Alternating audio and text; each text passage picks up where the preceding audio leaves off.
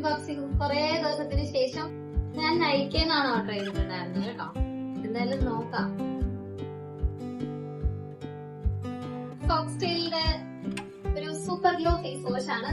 അപ്പൊ ഇതിന്റെ കുറെ റിവ്യൂ കണ്ടിട്ട് എടുത്തത്.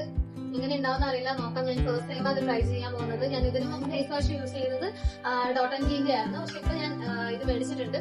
എന്നാലും നമുക്ക് നോക്കാം ഇത് എങ്ങനെ ഉണ്ടാവും, വർക്കാവും നോക്കാം. നമ്മുടെ ഇതിലവർ പറയുന്നത് സ്കിന്ന് ബ്രൈറ്റൻ ചെയ്യും, അതുപോലെ തന്നെ നമ്മുടെ ടാൻ ഒക്കെ റെഡ്യൂസ് ചെയ്യുന്നതാണ് പറയുന്നത്. നോക്കാം.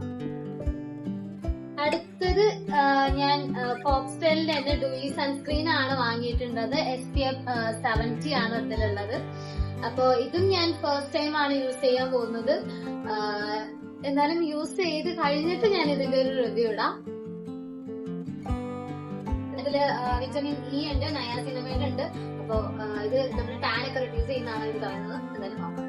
അടുത്ത പ്രോഡക്റ്റ് ഞാൻ ഒരു വാക്സ് മേടിച്ചിട്ടുണ്ടായിരുന്നു. അപ്പൊ നമ്മളിപ്പോ എന്തായാലും മൺസൂൺ ഒക്കെ അല്ലേ വരുന്നത്. അപ്പൊ ട്രിപ്പ് ഒക്കെ പോവാണെന്നുണ്ടെങ്കിൽ നമുക്ക് വാക്സ് ചെയ്യാൻ വേണ്ടിട്ട് വാക്സിന്റെ സ്ട്രിപ്പ് ആണ് മേടിച്ചിട്ടുണ്ടായിരുന്നത്.